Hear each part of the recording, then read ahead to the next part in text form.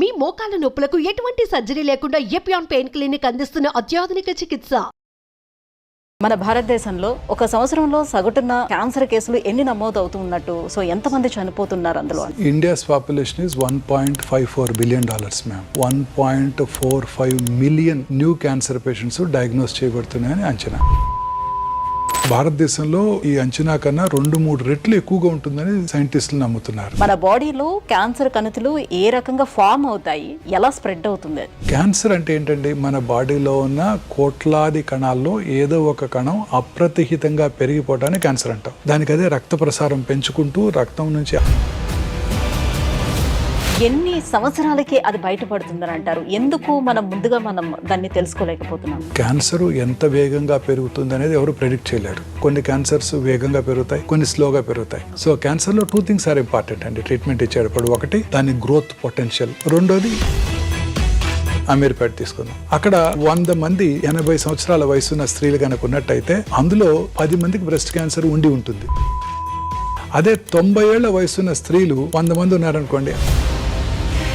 గర్భాశయ క్యాన్సర్ విషయానికి వచ్చేటప్పటికి, సో హెచ్పివి వ్యాక్సిన్ ఎంతవరకు ప్రొటెక్ట్ చేస్తుంది, ఎవరికి ఇవ్వాలి? ఈ వైరస్ ఎంత స్మార్ట్ అంటే అది సర్వైకల్ ఎపిథీలియం లో ఉంటుంది, సెల్ లోపల ఉంటుంది. సో రిపీటెడ్ వైరల్ ఇన్ఫెక్షన్స్ వాళ్ళలో వస్తున్నట్టయితే వాళ్ళలో అది క్యాన్సర్ గా మారుతుంది.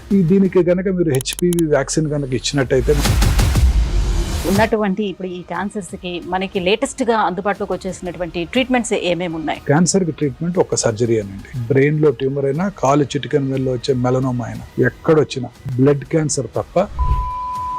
క్యాన్సర్ మన శరీరంలోకి వచ్చిన తర్వాత ఎన్ని సంవత్సరాలకి అది బయటపడుతుందని అంటారు? ఎందుకు మనం ముందుగా దాన్ని తెలుసుకోలేకపోతున్నాం? మొన్న మధ్య మిస్టర్ బిల్ గేట్స్ ద గ్రెయిల్ టెస్ట్, తను ఈ టెస్ట్ చేయించుకుంటానని చెప్పారు. ఆ టెస్ట్ ఏంటంటే ఇటువన్నిటికన్నా ముఖ్య కారణం ఇంకోటి ఉందండి క్యాన్సర్ రావడానికి. అది డాక్టర్సే తొందరగా చనిపోతున్నారు అందరికన్నా. మోస్ట్ డిఫికల్ట్ క్వశ్చన్ మాదే. మీరు చెప్తే బాధ 2 రోజుల్లో పంపిస్తున్నారు, ఇప్పుడు 2.5 రోజులు అయింది, డెలివరీ పోతుంది.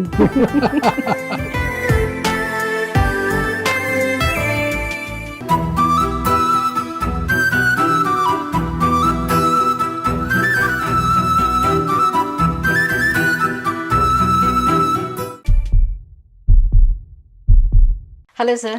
నమస్తే అండి. సార్, మన భారతదేశంలో ఎక్కువ మరణాలు మొదట గుండెపోటుతో ఎక్కువ మంది చనిపోతూ ఉంటే తర్వాత ప్లేస్లోనే క్యాన్సర్తోనే ఎక్కువ మంది చనిపోతున్నారని చెప్తున్నారు. సో ఒక సంవత్సరంలో సగటున క్యాన్సర్ కేసులు ఎన్ని నమోదు అవుతూ ఉన్నట్టు, సో ఎంతమంది చనిపోతున్నారు అందులో? India's population is $1.54 billion, ma'am.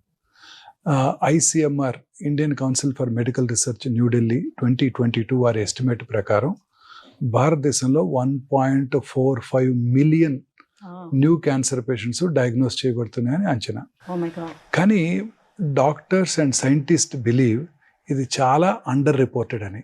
ఎందుకంటే చైనాస్ పాపులేషన్ మీరు చూసినట్టయితే $1.52 billion, అంటే మనకన్నా ఒక 2.5 థౌజండ్స్ తక్కువ, 200 to 500,000 తక్కువ.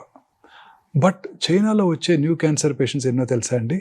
4.5 మిలియన్, మనకన్నా 3 times ఎక్కువ. ఎందుకని అంత?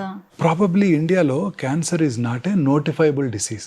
ఇప్పుడు ఉదాహరణకి పొద్దున్నే నేను ఒక కరోనా పేషెంట్ చూశాను అనుకోండి, ఇవాళ వెంటనే నేను నోటిఫై చేయాలి మున్సిపల్ అథారిటీస్కి, ఇవాళ కరోనా కేసు చూశాను బై లా. అదే ఇవాళ మార్నింగ్ 2-3 క్యాన్సర్ పేషెంట్, కొత్త పేషెంట్ చూసినా నేను ఎవరికి నోటిఫై చేయాల్సిన అవసరం లేదు, వాళ్ళని సక్రమంగా ట్రీట్ చేస్తే చాలు. So it is not a notifiable disease. కాబట్టి అందరూ నోటిఫై చేయకపోవటం వలన క్యాన్సర్ సంఖ్య తక్కువగా చూపించబడుతుందని అందరూ నమ్ముతున్నారు. భారతదేశంలో ఈ అంచనా కన్నా 2-3 రెట్లు ఎక్కువగా ఉంటుందని సైంటిస్టులు నమ్ముతున్నారు. చాలా చోట్ల క్యాన్సర్ని నోటిఫై చేసే సదుపాయం లేదు. ఇప్పుడు ఇవన్నీ కూడా ట్యూమర్ రిజిస్ట్రీ నుంచి తీసుకునే data. Madras metropolitan tumour registry, New Delhi, Bengaluru, Calcutta. In fact హైదరాబాద్లో ట్యూమర్ రిజిస్ట్రీయే లేదు. హైదరాబాద్లో పాపులేషన్ బేస్డ్ ట్యూమర్ రిజిస్ట్రీ లేదు, only hospital based tumour registries ఉన్నాయి. పాపులేషన్ బేస్డ్ ట్యూమర్ రిజిస్ట్రీస్ అంటే మొత్తం హైదరాబాద్లో ఉన్న అన్ని ల్యాబ్స్, అందరు డాక్టర్స్ని కవర్ చేసి వాళ్ళందరి దగ్గర నుంచి నెంబర్ ఆఫ్ క్యాన్సర్ పేషెంట్స్ తీసుకొని కొన్ని రిపిటేషన్స్ ఉంటాయి. ఇవాళ ఎక్కడికి వస్తారు, రేపు ఇంకో చోటకి వెళ్తారు, వాటన్నిటిని కంప్యూటర్లో తీసివేసి డేటా ఇవ్వాలి. అలాంటి పాపులేషన్ బేస్డ్ ట్యూమర్ రిజిస్ట్రీ లేదు మనకి. సో ఇది గ్రాస్లీ అండర్ రిపోర్టెడ్. సైంటిస్టులు అందరూ నమ్మేది ఏంటంటే భారతదేశంలో minimum 3 to 4 million new cancer patients ప్రతి సంవత్సరం డయాగ్నోస్ చేయబడుతున్నాయని అంచనా. ఒకప్పుడు క్యాన్సర్ అని అంటే మనకి ఎక్కువగా అందరికీ తెలిసేది ఏంటంటే బ్లడ్ క్యాన్సర్, లుకేమియా, ఇది మాత్రమే తెలుస్తూ ఉండేది. ఇప్పుడు ప్రతి బాడీలో ఉన్న ప్రతి అవయవానికి క్యాన్సర్ కంతులు అనేవి వస్తూ వెరీ ఉన్నాయి. ట్రూ. సో ఎందుకు అలా పెరిగిపోతూ వెళ్ళిపోతుంది అంటారు? ఏంటి రీజన్ అయి ఉండొచ్చు? మన బాడీలో క్యాన్సర్ కణుతులు ఏ రకంగా ఫామ్ అవుతాయి, ఎలా స్ప్రెడ్ అవుతుంది? టూ థింగ్స్ అండి. ఫస్ట్ ఈజ్ క్యాన్సర్ ఎలా ఫార్మ్ అవుతుంది, రెండోది ఎందుకు అవుతుంది. క్యాన్సర్ అంటే ఏంటండి, మన బాడీలో ఉన్న కోట్లాది కణాల్లో ఏదో ఒక కణం అప్రతిహితంగా పెరిగిపోవటాన్ని క్యాన్సర్ అంటాం. బాడీలో రెగ్యులేటరీ మెకానిజమ్స్ ఉన్నాయండి, గ్రోత్. ఇప్పుడు ఉదాహరణకి మన చిన్నప్పుడు నోస్ ఇంత ఉండేది, ఇప్పుడు ఇంత పెద్దదైంది, ఇంకా పెరగలేదే, కంటిన్యూస్గా పెరగలేదే. బాడీలో రెగ్యులేటరీ మెకానిజమ్స్ ఉన్నాయి. నోస్ ఇంతవరకే పెరుగుతుంది, లిప్స్ ఇంతవరకే పెరుగుతాయి. చిన్నప్పుడు చెవి చిన్నదిగా ఉండేది, ఇక్కడ తాగిపోయింది, ఏనుకేమో బాగా పెరిగిపోతుంది. అట్లా రెగ్యులేటరీ మెకానిజమ్స్ ఉన్నాయి. ఆ రెగ్యులేటరీ మెకానిజమ్స్ని ఓవర్కమ్ చేసి ఈ కణజాలం పెరిగిపోవటాన్నే క్యాన్సర్ అంటారు. ఇప్పుడు బాడీలో ఏదో ఒక కణం, లివర్లో ఉన్న కణం కానివ్వండి, ఐబాల్లో ఉన్న కణం కానివ్వండి, బ్రెయిన్లో కానివ్వండి, ఎక్కడో చోట బ్లడ్లో ఉన్న కణం కానివ్వండి, అది డివైడ్ అవుతూనే ఉంటుంది.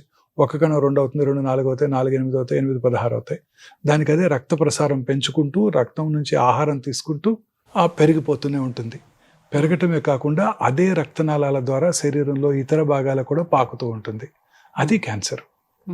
ఇలా పాకుతూ ఉండే స్వభావం కలిగిన ఈ పెరుగుతూ ఉండే గడ్డల్నే మనము క్యాన్సర్ అంటాం. క్యాన్సర్ అంటే గ్రీకు భాషలో పీత అని అర్థం. మనం తెలుగులో పీత అంటాం, ఇంగ్లీష్లో క్రాబ్ అంటాం. గ్రీకు దేశస్తులు వాళ్ళ భాషలో క్యాన్సర్ అంటే పీతలు తినావా అనే బదులు క్యాన్సర్ తినావా అని అడుగుతారు వాళ్ళ దేశంలో వాళ్ళు. సో వారఫలాల్లో కూడా క్యాన్సర్ బొమ్మ పక్కన పీత బొమ్మే ఉంటుంది. తెలుగులో కర్కాటకము అంటాం. సో ఇప్పుడు క్యాన్సర్ మన శరీరంలోకి ప్రవేశించిన తర్వాత, వచ్చిన తర్వాత ఎన్ని సంవత్సరాలకి అది బయటపడుతుందని అంటారు? ఎందుకు ముందుగా దాన్ని తెలుసుకోలేకపోతున్నాం? We really don't know ma'am. Cancer ఎంత వేగంగా పెరుగుతుంది అనేది ఎవరు ప్రెడిక్ట్ చేయలేరు. అందుకే ఒక సీనియర్ సర్జను ఇలా అన్నారు, the unpredictable biological behaviour of the cancer makes the most predictable treatment unpredictable. అతి ఎర్లీ స్టేజ్లో కనుక్కున్నా చాలాసార్లు జబ్బు తిరిగి వస్తూ ఉంటుంది, మనం ఖచ్చితమైన వైద్యం చేసినప్పటికీ. So nobody can predict. ఎందుకు అది వేగంగా పెరుగుతుంది? కొన్ని కణాలు, కొన్ని క్యాన్సర్స్ వేగంగా పెరుగుతాయి, కొన్ని స్లోగా పెరుగుతాయి. దాన్నే క్యాన్సర్ పెరిగే స్వభావాన్ని గ్రేడ్ అని కూడా అంటుంటారు. దాన్నే malignant potential of the cancer అని కూడా అంటుంటారు. సో అది very important factor in treatment of cancer. So క్యాన్సర్లో 2 things ఆర్ ఇంపార్టెంట్ అండి ట్రీట్మెంట్ ఇచ్చేటప్పుడు. ఒకటి దాని పెరిగే స్వభావం, దాని గ్రోత్ పొటెన్షియల్. రెండోది ఏ స్టేజ్లో ఉంది. స్టేజ్ అంటే ఎంత దూరం పాకింది. అంటే మీరు ఇప్పుడే అన్నారే శరీరంలో ఇతర భాగాలకు పాకుతుందని, అది ఎంత దూరం పాకిందో అది కూడా important madam. So growth potential, ఎంత దూరం పాకింది, ఈ రెండే క్యాన్సర్ యొక్క ట్రీట్మెంట్ని నిర్ణయిస్తాయి. క్యాన్సర్ నుంచి క్యూర్ అవుతుందా లేదా కూడా నిర్ణయిస్తాయి. అంటే వచ్చిన ప్రతి క్యాన్సర్కి సర్జరీ అనేది ఒక్కటే పరిష్కారంగా ఉంటుందా, లేకపోతే డిపెండ్ ఆన్ క్యాన్సర్ మీరు సర్జరీ చేస్తారా? ఆల్టర్నేట్ ఆప్షన్స్ ఏమైనా ఉన్నాయా, ట్రీట్మెంట్ ఆప్షన్స్? అంటే that depends on the type of cancer madam. ఇప్పుడు ఇందాక మీరు అడిగారు అసలు ఎలా స్టార్ట్ అవుతుంది బాడీలో అని కూడా. మన బాడీలో అబౌట్ 22,000 ప్రోటాన్ కోడింగ్ జీన్స్ ఉన్నాయి. మన బాడీ జెనోమిక్ మ్యాపింగ్ అయిపోయింది, Watson and Crick Nobel prize కూడా వచ్చింది. So 22,000 proton coding genes, equally good number of non proton coding genes కూడా ఉన్నాయండి. ఈ 22,000 ప్రోటాన్ కోడింగ్ జీన్స్లో అబౌట్ 500 to 600 ఆంకో జీన్స్, అంటే క్యాన్సర్ కారక జన్యువుల్ని సైంటిస్టులు ఐడెంటిఫై చేశారు మేడం.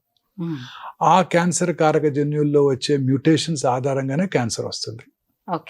సో ఇప్పుడు సైంటిస్ట్ బిలీవ్ చేసేది ఏంటంటే ఆ మ్యూటేషన్ కనుక మనం ఐడెంటిఫై చేసి దాన్ని ట్రీట్ చేసే డ్రగ్ కనుక ఉన్నట్టయితే క్యూర్ కూడా చేయవచ్చు. అలా ఇప్పుడు చాలా రకాల క్యాన్సర్స్కి ఆ డ్రగ్, ఆ క్యాన్సర్ కారకమైన మ్యూటేషన్ ఐడెంటిఫై చేసి దాన్ని ట్రీట్ చేసే డ్రగ్స్ ఇవ్వడం వల్ల చాలా క్యాన్సర్స్ని కంట్రోల్లో ఉంచగలుగుతారు. ఏ స్టేజ్లో ఉన్నా కూడా యు ఆర్ అబ్సల్యూట్లీ రైట్ కలుగుతున్నారు. ఈ మ్యూటేషన్ కలిగించే ఎక్సోమ్స్ కూడా ఐడెంటిఫై చేసి క్యాన్సర్ రావటాన్ని కూడా ముందుగా చెప్పేస్తున్నారు.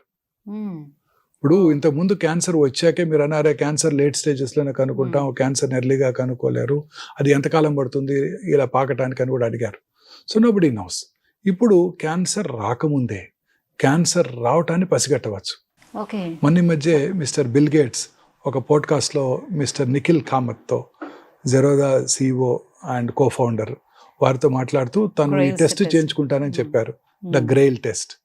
ఆ టెస్ట్ ఏంటంటే మనం ముందుగానే ఒక చిన్న బ్లడ్ టెస్ట్ కానీ స్వాబ్ టెస్ట్, బకల్ స్వాబ్ టెస్ట్లో ఎగ్జోమ్స్ని ఐడెంటిఫై చేసి ఈ ఎగ్జోమ్సే ఈ జెనెటిక్ మ్యుటేషన్ ట్రిగ్గర్ చేస్తాయి కాబట్టి వాటిని ఐడెంటిఫై చేసి క్యాన్సర్ రావటాన్ని ముందుగా చెప్పేయచ్చు. అంటే నెక్స్ట్ ఇయర్ నీకు ప్యాంక్రియాటిక్ క్యాన్సర్ వస్తుంది, ఆ పై ఇయర్ నీకు బ్లడ్ క్యాన్సర్ వస్తుంది ముందే చెప్పగలం. ఓకే, అంటే ఏ అవయవానికి వస్తుంది అనేది కూడా చెప్పేస్తారు. 77 క్యాన్సర్స్ చెప్పగలుగుతాం. ఒక చిన్న ఉదాహరణ చెప్తాను. మీరు ఆ సినిమా చూసారా, వారసుడు అని? విజయ్, దళపతి విజయ్ వారస్. అందులో ఫస్ట్ 5 మినిట్ ఫస్ట్ దానికోసమే చూశాను. ఆ విజయ్ ఫాదర్ శరత్ కుమార్ కి అతని ఫ్రెండ్, క్లోజ్ డాక్టర్ ఫ్రెండ్ ప్రభు వచ్చి చెప్తాడు, నీకు అడ్వాన్స్డ్ ప్యాంక్రియాటిక్ క్యాన్సర్ డయాగ్నోస్ అయింది, నీకు ఓన్లీ 6 months ఆఫ్ లైఫ్ ఉందని. సో ఈ టెస్ట్ కనుక ఆ వారసుడు సినిమాలో మిస్టర్ శరత్ కుమార్ ముందుగా చేయించుకున్నట్టయితే 2 ఏళ్ల ముందే తెలిసిండేది నీ క్యాన్సర్ వస్తుందని. రెగ్యులర్ గా చెక్ చేయించుకుంటూ దాన్ని ఎర్లీగా పట్టుకుంటే క్యూర్ కూడా అయ్యేది. ఇప్పుడు జెనెటికల్ గా ఉన్నది అంటే మన ఫాదర్స్ కి ఎవరికైనా ఉన్నదేనంటే నాకు వచ్చే అవకాశం ఉంటుందేమోనని కొంచెం ముందు జాగ్రత్తతోటి చేయించుకునే వాళ్ళు ఉంటారు, కానీ నార్మల్ పర్సన్స్ ఎంతవరకు అసలు దీని మీద ఇంట్రెస్ట్ చూపిస్తారు? ఎవరు చేయించుకుంటున్నారు? చాలా మంది చేయించుకుంటున్నారు మేడం, 100 మంది చేయించుకుంటున్నారు. మిస్టర్ బిల్ గేట్స్ అదే చెప్పేది, తను రెగ్యులర్ గా చేయించుకుంటానని చెప్తున్నారు ఆయన. So health has become a priority madam world over. అన్నిటినీ కాంకర్ చేసాము. ఇప్పుడు కర్నరీ ఆర్టరీ డిసీజ్ని కాంకర్ చేసాము, ఆ కరోనాని కాంకర్ చేసాము, సెరిబ్రోవాస్కులర్ యాక్సిడెంట్స్ని కాంకర్ చేసాము, ప్లేగు, ఇన్ఫెక్షస్ డిసీజ్ని కాంకర్ చేసాము. ఇక మిగిలింది ఇది ఒక్కటే, క్యాన్సరే. ఏజ్ పెరిగే కొలది క్యాన్సర్ వచ్చే అవకాశాలు ఎక్కువ అవుతున్నాయి. ఎంతో మందిని చూస్తున్నారు, వివిఐపీస్ని, miss Sonali Bendre, Mrs Manisha Koirala, mister Rishi Kapoor, mister Irfan Khan, చాలా మంది వీళ్ళందరూ కూడా లేట్ స్టేజ్ క్యాన్సరే డయాగ్నోస్ చేయబడ్డారు. అంతదాకా ఎందుకండి, మీరు వాడే iPhone owner mister Steve Jobs, వారందరూ లేట్ స్టేజ్ క్యాన్సర్లో డయాగ్నోస్ చేయబడి చాలా మంది ప్రాణం కూడా కోల్పోయారు. Mister Steve Jobs, mister Rishi Kapoor, mister Irfan Khan. So వాళ్ళందరూ కనుక ఈ టెస్ట్ ముందుగా చేయించుకున్నట్టయితే క్యాన్సర్ అవడానికి పసిగట్టేవాళ్ళం. పసిగట్టినట్టయితే ముందుగా రెగ్యులర్ గా స్క్రీనింగ్ చేయించుకోవడం అవైలబుల్ గా ఉంది. ఎస్, మనం ముందుగా దాన్ని చేయించుకున్నట్టయితే మనం ముందుగా క్యాన్సర్ స్క్రీనింగ్ చేసుకుంటూ ఒక ఇండివిజువల్ కి ప్రాస్టేట్ క్యాన్సర్ వచ్చే అవకాశం ఉందని ముందుగా చెప్తే ఆయన ఏం చేస్తారు, రెగ్యులర్ గా నెలకోసారి పిఎస్ఏ చేయించుకుంటారు, 2 నెలలకోసారి అల్ట్రాసౌండ్ చేయించుకుంటారు. ప్రాస్టేట్ సైజ్ పెరుగుతుందంటే ఇమీడియట్ గా మళ్ళీ ఒకసారి పిఎస్ఏ చేయించుకుని, అవసరమైతే బయాప్సీ చేయించుకుని ఎర్లీగా ఉన్నప్పుడే ట్రీట్మెంట్ తీసుకుంటే క్యూర్ అయిపోతుంది. అలా కాకుండా 2 ఏళ్ల తర్వాత ఆ క్యాన్సర్ బాడీ అంతా పాకిపోయాక అనుకుంటే క్యూర్ అయ్యే అవకాశాలు తగ్గిపోతాయి కదండి. That is the advantage. But చాలా మందిలో ఉన్నటువంటి భావన ఏంటంటే క్యాన్సర్ వన్స్ వచ్చింది అని అంటే మనం ట్రీట్మెంట్ తీసుకున్నా కూడా మన లైఫ్ స్పాన్ కొంచెం పెంచుకోవడానికి తప్పితే గానీ పూర్తిగా తగ్గే అవకాశం. మిస్టర్ యువరాజ్ సింగ్ ఒక వరల్డ్ కప్ అయిపోయిన తర్వాత క్యాన్సర్ ఉందని తెలుసుకున్నారు, ఆ తర్వాత క్యాన్సర్ ట్రీట్మెంట్ తీసుకున్నారు. నెక్స్ట్ వరల్డ్ కప్కి చక్కగా ఆడి ఇండియాకి వరల్డ్ కప్ గెలిచిపెట్టారు. ఇవాళే పేపర్లో వచ్చింది, ఆయన మిస్టర్ సచిన్ తెందుల్కర్తో, మిస్టర్ విరాట్ కోహ్లీతో కలిపి అక్కడ క్యాన్సర్ పేషెంట్స్కి, క్యాన్సర్ సర్వైవర్స్కి ఫండ్ సేకరిస్తున్నారు. ఇవాళ పేపర్లో చూశాను, ఇన్ లండన్లో ఇవాళే. చూడండి అతన్ని. అలాగే మన సినిమా మహేష్ బాబు గారితో యాక్ట్ చేశారు. మహేష్ బాబు, బిపాసా బాసు, లీజా రే, టక్కరి దొంగ. ఆ అమ్మాయికి ఆ సినిమా అయిపోయిన తర్వాత డ్రెడెడ్ మల్టిపుల్ మైలోమా డయాగ్నోస్ చేశారు. ఆ అమ్మాయి peripheral blood stem cell transfer చేయించుకొని క్యూర్ అయిపోయి ఇప్పుడు అనేక చారిటీ యాక్టివిటీస్, బుక్స్ కూడా రాస్తుంది మల్టిపుల్ మైలోమా పేషెంట్స్ హెల్ప్ చేయడం కోసం. చాలా మంది ఉన్నారు. తర్వాత సోనాలి బింద్రే గారు 4th stage లో ఉన్నప్పటికీ లైఫ్ కంటిన్యూ అవుతుంది. మిస్ మనీషా కొయిరాలా గారు 4th stage లో కనుక్కున్నప్పటికీ ఇప్పటికి 6 ఏళ్ళు 7 ఏళ్ళు అయిపోయింది, చక్కగా ఉన్నారు, మూవీస్ లో కూడా యాక్ట్ చేస్తున్నారు. రిపీటెడ్ గా వచ్చే అవకాశం ఇది ఎంత మేరకు ఉంటుంది? అంటే కంటిన్యూస్ గా ఈ స్క్రీనింగ్ అనేది వాళ్ళు చేయించుకుంటూ ఉండాలా? రెగ్యులర్ చెక్ చేసుకుంటూ ఉండాలి. ఇంకొక very important interesting example mister lance Armstrong. ఆయనకి 1997లో 4th stage testicular cancer diagnose చేశారు. బ్రెయిన్ లో మెటాస్టిస్ ఉన్నాయి. బ్రెయిన్ మెటాస్టసిస్ కి సర్జరీ చేయించుకున్నారు, ప్రైమరీ టెస్టిస్ లో ఉంది. అది క్యూర్ అయ్యి 1999 నుంచి 2005 వరకు 6 సార్లు వరల్డ్ సైక్లింగ్ ఛాంపియన్షిప్ గెలిచారు. Real test of endurance. 2200 కిలోమీటర్లు to the valleys and mountains of France 17 రోజుల్లో కంప్లీట్ చేశారు. 6 సార్లు కంటిన్యూస్ గా సక్సెసివ్ గా గెలిచారు. క్యాన్సర్ ని ఓడించి, 4th stage క్యాన్సర్ ని ఓడించి అంత ఫిట్ గా ఉన్నారు. మన చరిత్రలో ఎంతో మంది చూస్తున్నాం కదండి, క్యాన్సర్ వచ్చి క్యూర్ అయ్యి. యువరాజ్ సింగ్, లాన్స్ ఆర్మ్స్ట్రాంగ్, చాలా మంది చిన్న చిన్న పిల్లలండి, చాలా చక్కగా వాళ్ళు ఇప్పుడు క్యాన్సర్ రాగానే అందరూ డిప్రెషన్ లోనవుతారు. ఒక అమ్మాయి తెలుగులో యాక్ట్ చేస్తుంది. ఆ అమ్మాయి చాలా ఐటమ్ సాంగ్స్లో చేస్తుంది. Suddenly forgot her name. అమ్మాయికి ట్రిపుల్-నెగటివ్ బ్రెస్ట్ క్యాన్సర్ అని డయాగ్నోస్ చేశారు. ఓకే. చేశాక ఆ తర్వాత ఆ అమ్మాయి ట్రీట్మెంట్ తీసుకుని BRCA1 పాజిటివ్ ఉందని తెలుసుకున్నారు. BRCA1 పాజిటివ్ ఉంటే ఆ అమ్మాయికి ఆపోజిట్ బ్రెస్ట్లో వచ్చే క్యాన్సర్ వచ్చే అవకాశం 90%, ఓవరీలో క్యాన్సర్ వచ్చే అవకాశం 60%. అది కూడా ట్రీట్మెంట్ అయిపోయిన తర్వాత మళ్ళీ అంతే బ్యూటిఫుల్గా ఆమె రెడీ అయ్యి డూ యూ మిస్ మీ అని ఒక ట్వీట్ చేశారు. చూడండి, అమ్మాయికి 36 years. క్యాన్సర్ రాగానే అందరూ డిప్రెషన్కి లోన్ అవుతారు.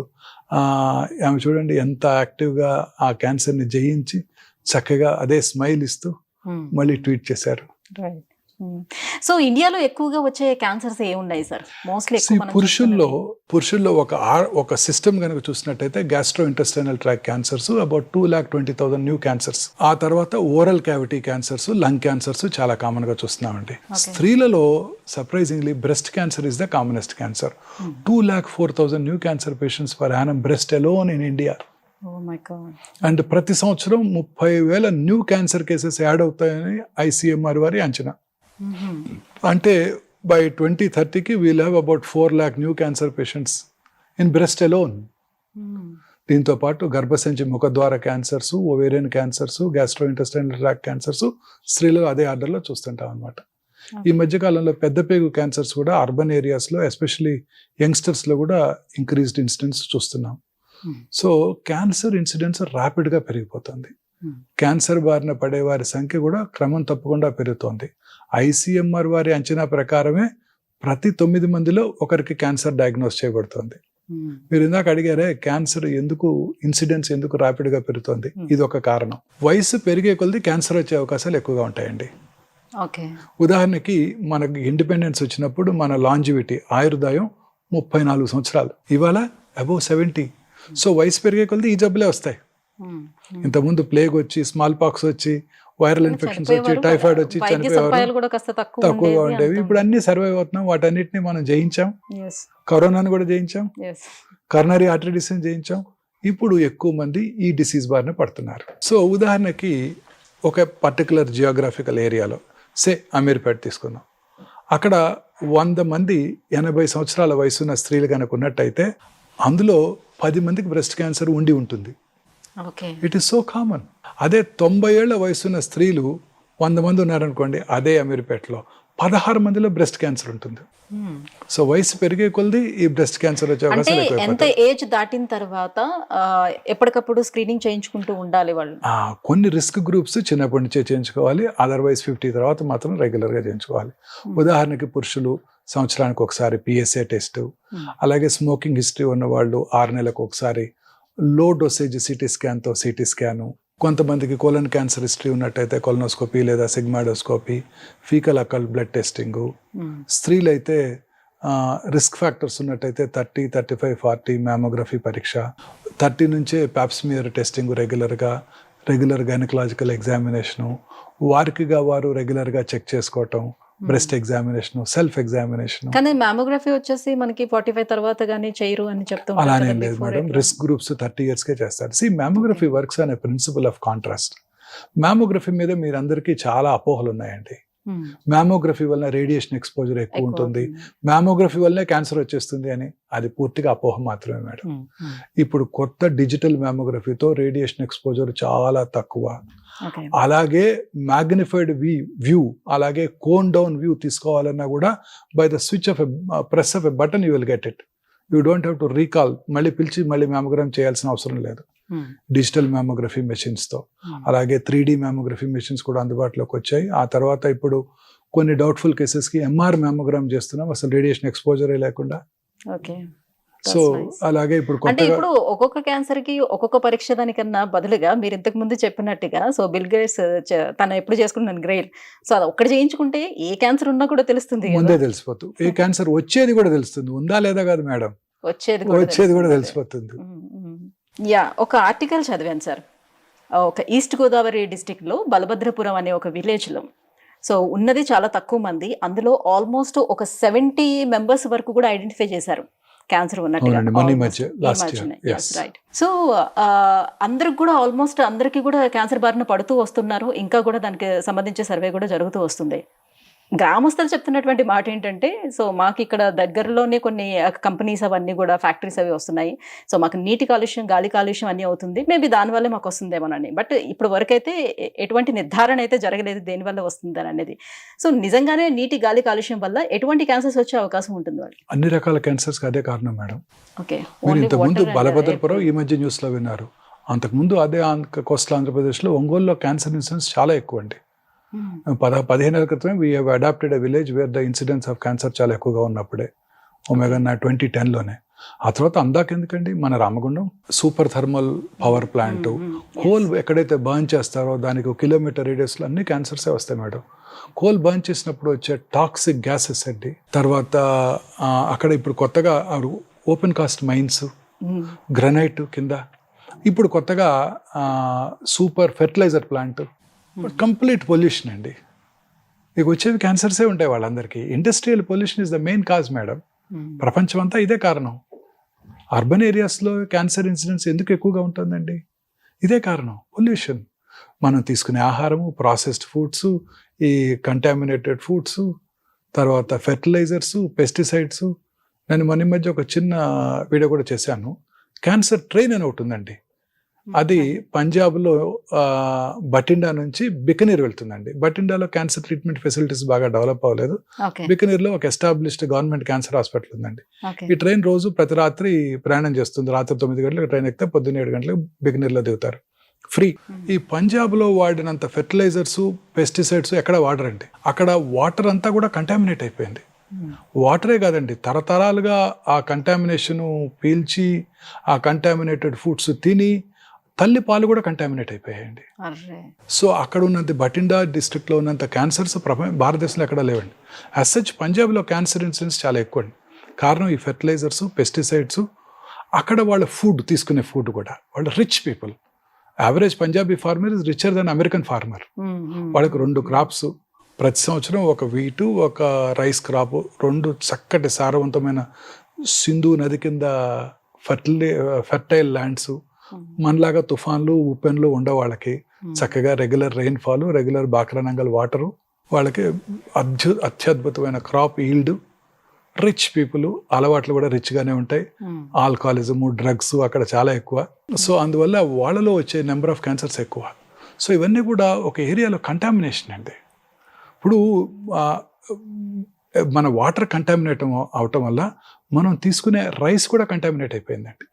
ఇప్పుడు అన్ప్రాసెస్డ్ రైస్ అంటే హ్యాండ్ పౌండ్ రైస్లో వాటిలో ఆర్సెనిక్ కంటామినేషన్ కనుక్కున్నారు. ఎందుకంటే వాటర్, మన భూగర్భ జలాలు కంటామినేట్ అయిపోతున్నాయి.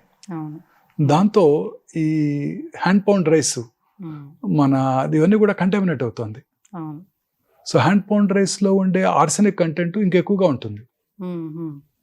సో అన్ని రకాలుగా ఈ కంటామినేషన్ అర్బన్ ఏరియాస్లో, ఫ్యాక్టరీస్, ఉదాహరణకి యాస్బెస్టాస్ ఇండస్ట్రీస్, అన్ని రకాల industries, aluminium industries, nickel cadmium industries, dye industries, paint ఇండస్ట్రీలో పనిచేసే వాళ్ళకి, అలాగే సిగరెట్ ఇండస్ట్రీస్లో పనిచేసే వాళ్ళకి అన్నీ కూడా పొల్యూషన్. సిమెంట్ ఫ్యాక్టరీస్ పక్కన ఉండే వాళ్ళకి, థర్మల్ పవర్ ప్లాంట్ పక్కన ఉండే వాళ్ళకి, ఇవన్నీ కూడా pollution. And in addition to it automobile pollution. దీంతో పాటు ఇప్పుడు కొత్తగా plastics, micro plastics, plastic cup, పొద్దున్నే లేస్తే synthetic toothpaste, plastic brush, plastic mug, plastic bucket. అంటే ప్లాస్టిక్ అనేది మన జీవితంలో ఒక భాగం అయిపోయింది. ఎయిర్ కండిషన్ కార్లోకి వెళ్ళి పొద్దున్నే వేడిగా ఉంటుంది, అందులో అంత ప్లాస్టిక్ ఇంటీరియర్స్ నుంచి వచ్చే ఫ్యూమ్స్ మనం పీల్చటం, ప్లాస్టిక్ వాటర్లో వాటర్ తాగటం, ప్లాస్టిక్ కప్లో కాఫీ తాగుతున్నాం, ప్లాస్టిక్ ప్లేట్లో అన్నం తింటున్నాం. ఎక్కడ ఇవన్నీ మార్పులు చేసుకోవాలని అంటే ఒకరితో సాధ్యమయ్యేది కాదు. అండ్ మోర్ ఓవర్ ఏంటంటే మనం ఇప్పుడు ప్రత్యేకించి హెల్త్ కాన్షియస్ పెరిగి ఆర్గానిక్ ఫుడ్ ఇదంతా తీసుకోండి, సో కొంచెం హెల్త్ మీద కాన్సన్ట్రేట్ చేయండి అని చెప్తున్నారు. మనం ఎంత ఆర్గానిక్ మనం పండించుకుందాం చేద్దామన్నా మీకు సాయిల్ లోనే మైక్రో ప్లాస్టిక్స్ ఎక్కువ ఉన్నాయని అంటున్నారు. Discipline is very important. మీరు 1960s లో ఇంగ్లీష్ మూవీ చూడండి. వాళ్ళు సూపర్ మార్కెట్కి వెళ్ళి ఆ ప్లాస్టిక్ కంటైనర్ కాకుండా, ఇది కాకుండా మన పేపర్ బ్యాగ్లోనే తెచ్చుకొని ఇలా క్యారీ చేసుకొని తీసుకొస్తున్నారు. 1960s మూవీస్లో. మనం ఇప్పటికీ ప్లాస్టిక్ కంటైనర్ వెళ్తున్నాం. సూపర్ మార్కెట్కి వెళ్తే ప్లాస్టిక్ కంటైనర్ ఇస్తున్నారు వాళ్ళు. ఇప్పుడు కూడా ప్లాస్టిక్ ప్యాకెట్ ఇస్తున్నారు కదండి. వాళ్ళలాగా ఇలా పట్టుకొని రావట్లేదు. మనం మొక్కలు తెచ్చుకోవాలన్నా అది కూడా ప్లాస్టిక్ లో వస్తున్నాం. అది చూడండి 60s లో మూవీ కూడా చూడండి ఇలా పట్టుకొని వస్తుంటారు ఇంగ్లీష్ Yes, మూవీలో అవును. మార్కెట్కి వెళ్ళి. సో మన డిసిప్లిన్, మనలో మనం డిసిప్లిన్ అలవర్చుకోవాలి. మనగా మనం వాలంటరీగా వీటన్నిటికీ దూరంగా ఉండటానికి ప్రయత్నం చేయాలి. చేయగలమని కాదు, ప్రయత్నం చేయాలి. ఎంత చేసినా రోజు అవే వాడుతున్నాం. Of course. బేసిక్ ఏంటంటే ఎక్కువగా వెజిటేబుల్స్ అండ్ ఫ్రూట్స్ ఎవరైతే తక్కువగా తీసుకుంటారో వాళ్ళల్లోనే క్యాన్సర్ ఎక్కువగా డెవలప్ అయ్యే ఛాన్స్ ఉందని అంటున్నారు. ఎంతవరకు వాస్తవం? Absolutely correct. ఎలా అంటే ఫ్రూట్స్ ఆర్ న్యాచురల్ ప్రొడ్యూస్ అండి. వీటిలో ఉన్నటువంటి యాంటీ ఆక్సిడెంట్స్ ఇవన్నీ ఫ్రీ రాడికల్స్ని కంట్రోల్ చేసి క్యాన్సర్ రాకుండా దోహదం చేస్తాయి. వాటిలో ఉండే విటమిన్స్, అనేక రకాలైన రసాయనాలు మనకి ఎంతో హెల్ప్ఫుల్గా ఉంటాయి. ప్రతి fruit is a powerful medium to prevent all ailments అండి. ఎవ్రీ ఫ్రూట్, మనం రోజు తినే రేక్కాయలు, రోజు తినే జామకాయలు, ఉసిరికాయలు, వీటన్నిటిలో ఉండే అన్ని అవకాడోలు, కివీలు తినక్కర్లేదండి. వీటిలో ఉన్నటువంటి సమ్మేళనాలు మనందరికీ చాలా యూస్ఫుల్ అండి. రోజు రెగ్యులర్గా తినే మనకు సీజనల్ ఫ్రూట్స్ అన్ని రకాల క్యాన్సర్స్ని, అన్ని రకాల ఎయిల్మెంట్స్ని, కర్నరీ ఆర్టరీ డిసీజ్ కూడా తగ్గించేస్తాయి. సహజంగా దొరికే నట్స్, పిస్తాషియో, బాదము, సన్ఫ్లవర్ సీడ్స్, పుచ్చకాయ గింజల్లోను, అలాగే పపాయ గింజల్లో ఉండే నట్స్ కూడా they are all far superior, highly nutritious. అవి కనుక రెగ్యులర్గా తీసుకుంటే ఏ జబ్బులు రావండి.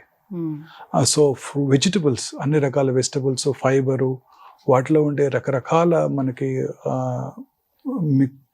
కెమికల్స్, ఫుడ్ ఐటమ్స్, ఇవన్నీ కూడా చాలా యూస్ఫుల్ టు అవర్ బాడీ అన్నమాట. ఫ్రూట్స్ రెగ్యులర్గా తీసుకుంటూ, రెడ్ మీట్ తక్కువగా తీసుకుంటూ, గ్రీన్స్ ఎక్కువగా తీసుకుంటూ, వెజిటబుల్స్ ఎక్కువగా తీసుకుంటూ, రెగ్యులర్గా ఎక్సర్సైజ్ చేస్తూ, ఒబేసిటీని ప్రివెంట్ చేస్తూ, దురలవాట్లకు దూరంగా ఉంటూ, సిగరెట్ స్మోకింగ్, ఆల్కహాల్ అలాంటి వాటి దూరంగా ఉంటూ, లీన్ బాడీ మాస్ మెయింటైన్ చేస్తే అన్ని రకాల జబ్బులు ఇంక్లూడింగ్ క్యాన్సర్ నుంచి దూరంగా ఉండడానికి అవకాశం ఉంటుంది. రైట్. భూమిలో పండేటువంటి ఇప్పుడు ఈ కంద దుంపలు ఏవైతే ఉంటాయో, లేకపోతే క్యారెట్, బీట్రూట్, ఇవన్నీ కూడా ఆరోగ్యానికి చాలా మంచివి చాలా అన్నారు. మంచివి. Yes. కానీ అవి తీసుకున్నా కూడా ఇప్పుడు క్యాన్సర్ కారకాలు చాలా ఎక్కువగా ఉన్నాయి. That is because of the pollution. భూగర్భ జలాలు కూడా కలుషితం అయిపోయాయి. ఇందాక చెప్పాను కదా, దంపుడు బియ్యం కూడా కలుషితం అయిపోయింది. సో అది మెయిన్ రీజన్ మేడం. ఇవంతా చూస్తుంటే చూసేవాళ్ళు ఏమనుకుంటారంటే ఇంకా మేము ఏం తినాలి, అవును, నేను రోజు ఎలా బతకాలి, ఎలా బ్రతకాలి, ఇటువన్నిటికన్నా ముఖ్య కారణం ఇంకోటి ఉందండి క్యాన్సర్ రావడానికి. అది మానసిక ఒత్తిడి, స్ట్రెస్. మన బాడీలో ఈ మ్యూటేషన్స్ ఏవైతే ఇందాక మనం అనుకున్నామే, ఎగ్జోమ్స్, ట్రిగ్గర్ మ్యూటేషన్స్, ఆ ఆంకోజీన్స్ 500 to 600 ఆంకోజీన్స్ ఉంటాయి, క్యాన్సర్ కారక జన్యువులు ఉంటాయని ఇప్పుడే డిస్కస్ చేసాం. వాటిలో మ్యూటేషన్స్ వల్లే క్యాన్సర్ వస్తుందని కూడా మనం ఇప్పుడు ఖచ్చితంగా నమ్ముతున్నాం. ఆ మ్యూటేషన్స్ సహజంగా ప్రతి బాడీలోనూ జరుగుతూ ఉంటాయి. కానీ బాడీ యొక్క ఇమ్యూన్ మెకానిజమ్స్, మన శరీరంలో ఉండే ఇమ్యూన్ మెకానిజమ్స్ వాటిని నలిఫై చేస్తాయి, అంటే వాటిని న్యూట్రలైజ్ చేస్తాయి. ఆ ఇమ్యూనిటీ దెబ్బతిన్నప్పుడు ఆ mutations take upper hand and cancer వస్తుంది. So stress is the most important cause అన్ని రకాల జబ్బులకి, ఇంక్లూడింగ్ క్యాన్సర్కి. అది ఫినాన్షియల్ స్ట్రెస్ కానివ్వండి, మెంటల్ స్ట్రెస్ కానివ్వండి, వర్క్ ప్రెషర్ కానివ్వండి, పిల్లలకి చదువుకో ఎంట్రన్స్లో సీట్ రావాలని మనం పెట్టే స్ట్రెస్ కానివ్వండి, ఇప్పుడు మన ఇద్దరికి మన ప్రొఫెషన్లో ఎక్సెల్ అవ్వాలి, మీరేమో మీ ప్రొఫెషన్లో, నేనేమో నా ప్రొఫెషన్లో ఎక్సెల్ అవ్వాలి. స్ట్రెస్ లేకుండా ఎలా? అలా లేకుండా ఉన్న రోజే, అలా లేకుండా ఉన్నప్పుడే ఈ జబ్బులు రావు. మనం అందరం అది అలవర్చుకోవాలి. అన్ని రకాల ప్రెషర్స్కి దూరంగా ఉండాలి. చాలాసార్లు స్ట్రెస్కి లోనవుతాం. ఒక పేషెంట్కి చాలా చక్కగా ఆపరేట్ చేస్తాను, 6.5 గంటలు కష్టపడతాను, సర్జరీ అయిపోయిన తర్వాత పేషెంట్కి 2వ రోజో 3వ రోజో రికవర్ అయిపోయాడు అనుకున్నప్పుడు హార్ట్ అటాక్ వస్తుంది. అతనికి ఉన్న మానసిక ఒత్తిడి వలన. పేషెంట్ అటెండర్స్ ఏమో నన్ను తిడుతుంటారు, నువ్వు చేసిన సర్జరీ తర్వాత హార్ట్ అటాక్ వచ్చిందని. అప్పుడు మేము కూడా స్ట్రెస్కి లోనవుతాం, అబ్బా ఇలా దొరికేమేంటని. సో ఇది కూడా, కానీ వాటన్నిటిని మనం అధిగమించి మనము స్ట్రెస్ లేకుండా ఉన్న రోజే మనం సక్సెస్ఫుల్ అవుతాం. ఇప్పుడు ఈ క్రికెటర్స్ ఉంటారు, మీరే చూస్తున్నారు, లాస్ట్ ఓవర్లో ఎక్కువ స్కోర్ చేస్తారు, లాస్ట్ ఓవర్లో ఒక ఈ బకిల్స్ అండర్ ప్రెషర్. చివరిలో టెన్నిస్ పాయింట్ చూస్తుంటారు, 5 మ్యాచ్ పాయింట్స్ని కాదని అతను గెలుస్తారు. మన ఈ మధ్య 5.5 hours మ్యాచ్ జరిగింది ఫ్రెంచ్ ఓపెన్లో, చూశారు మీరు. 5 మ్యాచ్ పాయింట్స్ని క్రాస్ చేసి అతను మళ్ళీ, that is not buckling under stress. ఆ స్ట్రెస్ని ఓవర్కమ్ చేసిన అతనే సక్సెస్ఫుల్ అవుతాడు. టెన్నిస్ మ్యాచ్ విన్నర్ కానివ్వండి, డాక్టర్గా కానివ్వండి, యాంకర్గా కానివ్వండి. అదే ఆ స్ట్రెస్కి దూరంగా ఉండాలండి. మానసిక ఒత్తిడిని అధిగమించడానికి మనకుగా మనం ప్రాక్టీస్ చేయాలి. దాని మెడిటేషన్ అనండి, దేవుడి మీద నమ్మకం ఉంచడం అనివ్వండి, ఏదైనా కానివ్వండి. స్థిత ప్రజ్ఞత అంటారు తెలుగులో. That is very important. స్థిత ప్రజ్ఞత రావాలి అని అంటే చాలా చాలా ప్రాక్టీస్ చేయాలి, అదే కదా. ప్రాక్టీస్ చేయాలి. అది చేయగలిగిన రోజు ఏ జబ్బులు రావని నేను 100% గట్టిగా నమ్ముతున్నాను. క్యాన్సర్ని కూడా, క్యాన్సర్కి ఇంగ్లీష్ వైద్యం అంటే మా వైద్యం చేయించుకోకుండా క్యూర్ అవుతుందని కూడా నమ్ముతున్నానండి. ఇప్పుడు ఇన్ని సంవత్సరాల అనుభవం తర్వాత, 34 సంవత్సరాలుగా హైదరాబాద్లో ప్రాక్టీస్ చేస్తాను. ఇన్ని సంవత్సరాల అనుభవం తర్వాత నేను తెలుసుకుంది ఇదే. క్యాన్సర్ని మా ట్రీట్మెంట్ లేకుండా మీరు స్థిత ప్రజ్ఞతతో ఉండి జయించవచ్చు. రమణ మహర్షి గారు విన్నారు కదా, ఆయన క్యాన్సర్ వచ్చింది, ఆయనకి సాఫ్ట్ టిష్యూ సార్కమా వస్తే అడియార్లో మా బాస్ కృష్ణమూర్తి గారు ఆపరేషన్ చేశారు. ఆయన చెప్పారు, కృష్ణమూర్తి గారు ఆయన ఓన్ మాకు చెప్పారు, వారు ఎనస్థీషియా తీసుకోకుండా సర్జరీ చేయించుకున్నారంట. అలా చిరునవ్వుతూ నవ్వుతూ సిస్టర్స్ చెప్పేవారు మాకు, సీనియర్ సిస్టర్స్, మేము అప్పుడు లేము. ఆ తర్వాత ఆయన ఏమి ట్రీట్మెంట్ తీసుకోలేదు, నిండు కాలం బ్రతికారు. అంటే ఆ స్టేజ్ అందరికీ వస్తుందని నేను చెప్పలేనండి. ఆ స్టేజ్ రావడానికి ఆయన ఎంతో సాధన చేశారు. ఆయన మహర్షి, ఆయన సాధన చేశారు. సో మనం కూడా మన వరకు వీలైనంత వరకు ఈ ప్రోగ్రాం చూసే వాళ్ళందరికీ నేను చేసే విజ్ఞప్తి ఏంటంటే, మనం మానసికంగా ఆందోళనకు లోనవ్వకూడదు. ముఖ్యంగా పిల్లలు కూడా చూడండి, 10th క్లాస్ ఫెయిల్ అయ్యారని సూసైడ్ చేసుకుంటున్నారు, బిజినెస్లో ఫెయిల్ అయ్యారని సూసైడ్ చేసుకున్నారు. నేను ఎప్పుడో చూశాను, ఒక విజయవాడలో ఒక ఆయన ఎవరో హోటల్లో సూసైడ్ రోజు చూస్తున్నాము, సూసైడ్ చేసుకున్నారు. సడన్ గా హార్ట్ అటాక్ వచ్చి పడిపోతున్నారు. వీటన్నిటి కారణం ఇదేనండి, మానసిక ఒత్తిడి. వీటికి దూరంగా ఉన్నట్టయితే, చాలా కష్టపడాలి దీనికి, నేను కూడా చాలా కష్టపడతాను దీనికి. దూరంగా ఉన్నట్టయితే ఏ జబ్బులు రావండి, క్యాన్సరు రాదు. ఇంతకు ముందు మీరు చెప్పారు, సో ఒబేస్ గా కూడా ఉండద్దు, చూసుకోవాలి, కంట్రోల్లో పెట్టుకోవాలని. ఒబేసిటీకి క్యాన్సర్ కి ఏంటి సార్ సంబంధం? Obesity is related to all sorts of problems అండి. పొట్ట చుట్టూ ఉండే కొవ్వు అండి, అన్ని రకాల జబ్బులకి మూల కారణం. కర్నరీ ఆర్టరీ డిసీజ్ కి, సెర్బ్రోవాస్కులర్ యాక్సిడెంట్స్ కి, క్యాన్సర్స్ కూడా. ఒబీస్ ఉమెన్లో హార్మోన్ ఇంబ్యాలెన్స్, పురుషుల్లో ప్రాస్టేట్ క్యాన్సర్, ఆ స్త్రీలలో ఎండోమెట్రియల్ క్యాన్సర్, బ్రెస్ట్ క్యాన్సర్ వచ్చే అవకాశాలు చాలా ఎక్కువగా ఉంటాయండి. మానసిక ఆందోళనలో ఉండి సరిగా నిద్రపోకపోయినా క్యాన్సర్ వస్తాయండి. ఇప్పుడు ఈ నైట్ టైం పనిచేసే వాళ్ళందరూ ఉంటారు చూడండి, ఇప్పుడు గచ్చిబౌలి వచ్చినప్పుడు మీరు చూస్తుంటారు, టాల్ టవర్స్, రాత్రంతా లైట్లు వెలుగుతూ ఉంటాయి. నైట్ టైం ఆ బీపీ ఆఫీస్లో పనిచేస్తుంటారు, అమెరికన్ టైమింగ్స్కి, యూరోపియన్ టైమింగ్స్కి. వాళ్ళందరిలో కూడా రిస్క్ ఎక్కువ ఉంటుందండి. చక్కగా మీరు 7 భోజనం చేసేసి 8 ఈ మొబైల్ ఫోన్ చూడకుండా, టీవీ చూడకుండా 8:30 మీరు నిద్రపోయారనుకోండి, పొద్దున్నే 12:30 నుంచి 1:30 లోపల మీ బాడీలో రాత్రి లైట్ లేకుండా పడుకోవాలండి. మీరు బెడ్ లైట్ కూడా వేసుకోకూడదు. మెలటోనిన్ అనే హార్మోన్ ఉత్పత్తి అవుతుందండి. ఆ melatonin has a strong anti cancer properties. మీకు అన్ని రకాల క్యాన్సర్ రాకుండా చేస్తుంది అది. రోజు రాత్రి 11 దాకా పనిచేసి 11కి వచ్చి డిన్నర్ చేసి 12 దాకా మీరు ఆ బ్లూ స్క్రీన్ మొబైల్ చేసి చూస్తూ మెసేజ్లన్నీ ఆన్సర్ చేస్తూ 1 గంటకో 12:30కో పడుకున్నారనుకోండి, మీకు మెలటోనిన్ హార్మోన్ ప్రొడ్యూస్ అవుతుంది. అలాగే రాత్రి కూడా పనిచేసే వాళ్ళు ఎవరికి కూడా ప్రొడ్యూస్ అవుతుంది. ఆ రిథమ్ అండి. అంటే కొంతమంది చెప్తూ ఉంటారు, మనం ఇలా చెప్పేటప్పుడే సో మన కింద కొన్ని కామెంట్స్ కూడా వస్తూ ఉంటాయి. నేను సాఫ్ట్వేర్ ఎంప్లాయ్, నేను చాలా కొన్ని సంవత్సరాల నుంచి నేను చేస్తున్నాను ఇలా నైట్ టైం వర్క్ అనేది, బట్ నేను బానే ఉన్నానే. అనేక రకాల ఎలిమెంట్స్ వాళ్ళకే వస్తున్నాయి కదండి, అందరికీ వస్తున్నాయి. వారే ఉందండి, దేర్ ఇస్ నో ఎక్సెప్షన్. అందరికీ వస్తున్నాయి, యాంకర్స్కి వస్తున్నాయి, డాక్టర్లకు వస్తున్నాయి. అందరికన్నా డాక్టర్లే ఎక్కువ చనిపోతున్నారు. ఇప్పుడు నార్మల్ ఇండివిజువల్ లాంజివిటీ 70 years ఉన్నట్టయితే డాక్టర్స్ లాంజివిటీ 62. డాక్టర్సే తొందరగా చనిపోతున్నారు అందరికన్నా. మోస్ట్ డిఫికల్ట్ ప్రొఫెషన్ మాదే, సాఫ్ట్వేర్ ప్రొఫెషనల్ కన్నా మాదే ఎక్కువ ప్రొఫెషన్. మీరు పెట్టే బాధలకి రోజు అందరికన్నా ఎక్కువ స్ట్రెస్ మాకే ఎక్కువ. ప్రతిరోజు లేగానే పొద్దున్నే రౌండ్స్ రాగానే అది ఎందుకు లేవలేదు, అసలు ఎందుకు వచ్చింది, ఎందుకు కాంప్లికేషన్ వచ్చింది, 2 రోజుల్లో పంపిస్తున్నారు, ఇప్పుడు 2.5 రోజులు అయింది, బిల్లు పెరిగిపోతుంది. నాకు ఎక్కువ స్ట్రెస్ పెట్టేది పేషెంట్లే. నేను నిజంగానండి, డాక్టర్ ఇప్పుడు కరోనా వచ్చినప్పుడు, ఎపిడమిక్ వచ్చినప్పుడు, కరోనా వచ్చిన ప్రజల కన్నా కరోనా వచ్చిన డాక్టర్లే ఎక్కువ మంది చనిపోయారు పర్సెంటేజ్ వైజ్.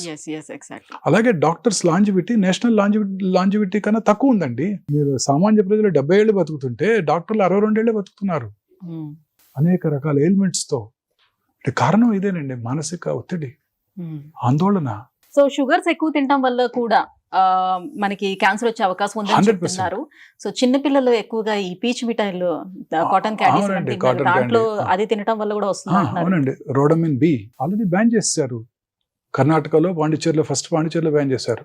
ఇప్పుడు ఈ మంచూరియా, కలర్స్, ఆ red colour chilli 65 chilli chicken 65 అది గ్రేట్ మెడ్రాస్లో స్టార్ట్ అయింది ఆ బేకరీలో. చికెన్ 65 అందులో వాడే కలర్స్ అన్ని కూడా కర్ణాటకలో బ్యాన్ చేశారండి ఫుడ్ సేఫ్టీ అథారిటీస్. అన్ని రకాల ప్రాసెస్డ్ ఫుడ్స్ మేడం. ఈ చికెన్ 65లో వాడే కలర్స్, చిల్లీ పౌడర్లో వాడే సూడాన్ రెడ్, పసుపులో వాడే లెడ్ క్రోమేటు, రోడమిన్ బి, అనేక రకాల ఐస్ క్రీములో వాడే ఎమల్సిఫైయర్స్, స్వీట్స్లో వాడే అనేక రకాలైన ప్రాసెస్డ్ కలర్స్, అజినమోటో, చైనీస్ ఫుడ్స్లో ఉండే అజినమోటో, ఎసెన్సులు కూడా బాగా అన్నీ అండి. ఇవన్నీ కూడా బిస్ఫెనాల్ ఏ, అన్నీ కూడా క్యాన్సర్ కారకాలండి. ఈ చాడ్ ఫుడ్ మీరు బాగా ఇష్టంగా తింటారా? తండూరి చికెన్, తండూరి పన్నీరు నేను తక్కువేనా? పోన్లేండి, అదృష్టవంతులు. ఆ బ్లాక్ కలర్ ఉంటుంది చూడండి, అందులో అనేక రకాలైన హైడ్రోకార్బన్స్ ఉంటాయి. అవన్నీ కూడా క్యాన్సర్ దారితీస్తాయండి. అన్ని రకాల food items, name any food item అండి. మ్యాంగోస్ మీద వాడే కలరు, వ్యాక్సింగు, తర్వాత ఫ్రూట్స్ మీద వాడే కలర్స్, ఫెర్టిలైజర్స్, పెస్టిసైడ్స్ అవి వదిలేసేయండి. ఈ కెమికల్స్ మన మధ్య సింగపూర్ ఎక్స్పోర్ట్ చేస్తే మన మసాలా పౌడర్స్ దాంట్లో కూడా బ్యాన్ చేశారు. మన ఆంధ్రప్రదేశ్ నుంచి ఎక్స్పోర్ట్ అయిన ప్రాన్స్ మన యుఎస్లో రిటర్న్ పంపించారు. క్రిమి సంహారక మందులు ఉన్నాయని, అవశేషాలు ఉన్నాయని. కొన్ని రకాల పికిల్స్ అక్కడికి ఎక్స్పోర్ట్ చేస్తే మన తెలుగు వాళ్ళు తింటారు కదా అని వాటిల్లో ఇన్సెక్టిసైడ్ ఉందని బ్యాన్ చేస్తారు. మీరు తాగే cool drink is just nothing but poison ma'am. Diet coke nothing but poison. ఇవన్నీ కూడా నాకు తెలియకుండా తీసుకున్నాను చిన్నప్పుడు. ఇవన్నీ నథింగ్ బట్. ఇప్పుడే డైట్ గురించి చదువుతూ ఉన్నాను ఈ మధ్య. ఇంకా ఐ స్ట్రాంగ్లీ బిలీవ్ క్యాన్సర్ ని మనం క్యూర్ చేయలేకపోతున్నాము. క్యాన్సర్ ని ప్రివెంట్ చేయడానికి మనం ఏం చేయాలి అంటే డైట్ ఏనండి most important. So now I'm working on diet. రోజు ఏదో ఒక వర్క్ చేస్తున్నాను డైట్ మీద, ఏదో ఒక రీల్ చేస్తూనే ఉన్నాను డైట్ మీద. మనం మన ప్రజల్లో అవగాహన పెంచి మంచి డైట్ కనుక వారు తీసుకుంటే అట్లీస్ట్ నెక్స్ట్ డికేడ్ లో క్యాన్సర్స్ తగ్గిపోవాలి. That is my aim now. So ఇవన్నీ కూడా అన్ని రకాల ఫుడ్ ఐటమ్స్, ప్రాసెస్డ్ ఫుడ్స్, ఇవన్నీ కూడా చాలా హానికరం అండి. పిల్లలు తినే చూరోసు, పిల్లలు తినే వాడేమంటారండి చాలా రకరకాల ఐటమ్స్, పిజ్జాలు, బర్గర్లు అన్నీ కూడాను, కుర్కురేస్ అన్నీ కూడా. అసలు ఆ కుర్కురేస్ లో ప్లాస్టిక్ కూడా ఉంటుందంట, మైక్రో ప్లాస్టిక్స్. అన్ని రకాల ఫుడ్ ఐటమ్స్ కూడా డేంజరస్ అండి. ఓన్లీ ఫుడ్ లోని కలిపే కలర్స్ మాత్రమేనా, లేకపోతే మనకి ఇప్పుడు వాల్ పెయింట్స్ వేస్తూ ఉంటామా? అలానే ఇప్పుడు వినాయక చవితి కూడా వస్తుంది. సో వినాయక చవితిలోనే ప్లాస్టర్ ఆఫ్ ప్యారిస్ కి దానికి కూడా పెయింట్స్ వేస్తూ ఉంటారు కదా. అన్ని రకాల హానికరమేనండి. న్యాచురల్ పెయింట్స్ వాడుకోవాలి. అందాకెందుకండి, ఇప్పుడు మీరు అన్నారే ప్లాస్టిక్ బాటిల్లో వాటర్ తాగితే మైక్రో ప్లాస్టిక్స్ మన శరీరంలో ఇంజెస్ట్ చేస్తామని. నిన్ననే ఫ్రాన్స్ లో ఒక స్టడీ జరిగిందండి. అక్కడ అన్ని చోట్ల గ్లాస్ బాటిల్సే వాడతారు. ఆ గ్లాస్ బాటిల్స్ లో కూడా మైక్రో ప్లాస్టిక్స్ ఉన్నాయి. మరి అదెలా వచ్చింది అని మీరు అడగాలి నెక్స్ట్ క్వశ్చన్. ఆ గ్లాస్ బాటిల్ కున్న లిడ్ ఉంది చూడండి, ఆ లిడ్ కింద పెయింట్ చేస్తారే, అందులోంచి వచ్చాయంట. సో ఎక్కడి నుంచి అసలు ఎస్కేప్ అవ్వడానికి ఛాన్స్ లేదు. సో అది సో పూర్వకాలం లాగా మట్టి పాత్రలు, స్టెయిన్లెస్ స్టీల్, దాని ఏమంటారు మన మరచెంబు, రాగి మరచెంబు, రాగి, ఇత్తడి, ఇలాంటివన్నీ. మళ్ళీ అల్యూమినియం డేంజరస్ మేడం. అల్యూమినియం పాత్రలో వంట చేయడం కూడా డేంజరస్ అండి. మరి చుట్టే అల్యూమినియం ఫాయిల్స్ కూడా పరోటాస్ కి, పుల్కాకి నాకు ఇంకా కూడా అల్యూమినియం ఫాయిల్ లో పట్టుకొస్తున్నారు. నేను కూడా అడిగితే మా క్యాంటీన్ లో మొన్నే చెప్పాను తీసుకురాకండి అని, ఎవరికి సర్వ్ చేయొద్దని. ఇప్పుడు మీరు క్విక్ కామర్స్ లో మీరు ఆర్డర్ చేస్తారు. ఇప్పుడు ఈ పాన్స్ అన్ని యూస్ చేస్తున్నాం కదా, ఇప్పుడు తగ్గిపోయిందండి, అన్ని అయిపోయింది. నాన్ స్టిక్ పాన్స్ అన్ని అవుట్డేటెడ్, ఇప్పుడు ఎవరు వాడట్లేదండి. కాస్ట్ ఐరన్ అవే వాడుతున్నారు అందరు కూడా. సో తర్వాత మీరు క్విక్ కామర్స్ లో ఆర్డర్ చేస్తారు ఇడ్లీ, ఆ బ్లాక్ ప్లాస్టిక్ కంటైనర్ లో వస్తాయి, చాలా అట్రాక్టివ్ గా ఉంటుంది కదా, చక్కగా ప్లాస్టిక్ స్పూన్ తో తినేస్తాం కదా. అవన్నీ 100% క్యాన్సర్ కారకాలు. పొద్దున్నే వైట్ ప్లాస్టిక్ లో వచ్చే ఇడ్లీ. నేను కూడా చాలా సంవత్సరాలు అయిపోయింది చోలే భతురా తిని మా అబ్బాయిని అడిగాను, ఎక్కడ దొరుకుతుంది చోలే భతురా అంటే హల్దీరామ్ లో బాగుంటుంది డాడ్ అని. మన సండే తెప్పిస్తే ప్లాస్టిక్ కంటైనర్ లో ఉంది, తినబుద్ధి కాలేదు ఇంకా. మా చిన్నప్పుడు ఇట్ వాజ్ వెరీ ఫేమస్. పాండిచేరిలో కాలేజ్లో, మెడికల్ కాలేజ్లో వన్స్ ఎ వీక్ సర్వ్ చేసేవారు. ఇప్పుడు అది గుర్తుకొచ్చి ఇన్ని సంవత్సరాలతో తెప్పిస్తే లేదండి. I was so scared. So ఈ ప్లాస్టిక్ కంటైనర్స్ అన్ని డేంజరస్ ఏనండి. సో ఇప్పుడు మహిళల్లో వచ్చేటువంటి బ్రెస్ట్ క్యాన్సర్ గురించి మాట్లాడుకుందాం. అలాగే గర్భాశయ క్యాన్సర్ విషయానికి వచ్చేటప్పటికి, సో హెచ్పివి వ్యాక్సిన్ ఎంతవరకు ప్రొటెక్ట్ చేస్తుంది, ఎవరికి ఇవ్వాలి ఈ వ్యాక్సిన్ అనేది, సో ఎప్పుడు ఇస్తే అది హెల్ప్ఫుల్ అవుతుంది? 100% human papillomavirus virus is the causative agent for cervical cancer. Okay. ఈ రిపీటెడ్ వైరల్ ఇన్ఫెక్షన్ వల్ల ఈ క్యాన్సర్ వస్తుందండి. ఈ క్యాన్సర్ ఈజ్ ఒక ఇంట్రెస్టింగ్ టైప్ అండి. ఇదేంటంటే ఇప్పుడు కరోనా వైరస్ ఇన్ఫెక్షన్ వచ్చింది అనుకోండి, ఆ తర్వాత మనకి దాంట్లో యాంటీబాడీస్ డెవలప్ అవుతాయి. రెండోసారి కరోనా ఇన్ఫెక్షన్ వస్తే మనం దాన్ని చక్కగా ఓవర్కమ్ అవ్వగలుగుతాం కదా. ఈ వైరస్ ఎంత స్మార్ట్ అంటే హ్యూమన్ పాపిలోమాటస్ వైరస్ అది సర్వైకల్ ఎపిథీలియంలో ఉంటుంది, సెల్ లోపల ఉంటుంది, మన బాడీలో ఉండే ఇమ్యూన్ మెకానిజమ్స్కి చెక్కదు. సో దట్ యాంటీబాడీస్ డెవలప్ అవ్వవు. సో రిపీటెడ్ వైరల్ ఇన్ఫెక్షన్స్ వాళ్ళలో వస్తున్నట్టయితే వాళ్ళలో అది క్యాన్సర్గా మారుతుంది. సో దీనికి గనక మీరు హెచ్పివి వ్యాక్సిన్ కనుక ఇచ్చినట్టయితే మన పిల్లలకి, అప్పుడు దాంట్లో ఇమ్యూనిటీ డెవలప్ అయ్యి ఆ రిపీటెడ్ వైరల్ ఇన్ఫెక్షన్స్ని ప్రివెంట్ చేస్తుంది. తద్వారా క్యాన్సర్ రాకుండా ఉంటుంది. ఐడియల్ ఏజ్ పిల్లలకి 9 to 14 years. ఇండియన్ గవర్నమెంట్ మొన్న ఈ మధ్యనే లాస్ట్ ఇయర్ బడ్జెట్లోనే అనౌన్స్ చేశారు, మన పిల్లలందరికీ కూడా వాళ్ళ గవర్నమెంట్ ఫ్రీగా వ్యాక్సిన్ అందజేస్తుంది. బాయ్స్ అండ్ గర్ల్స్ ఇద్దరికి? గర్ల్స్కి, ఓన్లీ గర్ల్స్. గర్ల్స్కి. యాక్చువల్లీ బాయ్సే ఈ ఇన్ఫెక్షన్ ఆడపిల్లలకి ఇస్తారు. సో బాయ్స్ కూడా ఇమ్యూనిటీ పెంచడానికి కోసం అనేక రకాల క్లినికల్ ట్రయల్స్ జరుగుతున్నాయి. వన్స్ దే ఆర్ అసెస్డ్, ఆ తర్వాత బాయ్స్కి ఇవ్వడం జరుగుతుంది.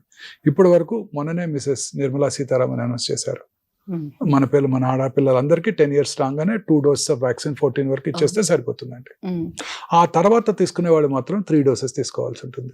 3 doses. ఓకే. అంటే ఈ హెచ్పివి వైరస్ అనేది కేవలం లైంగిక సంబంధాల మూలంగానే ఇది స్ప్రెడ్ అవుతుందా?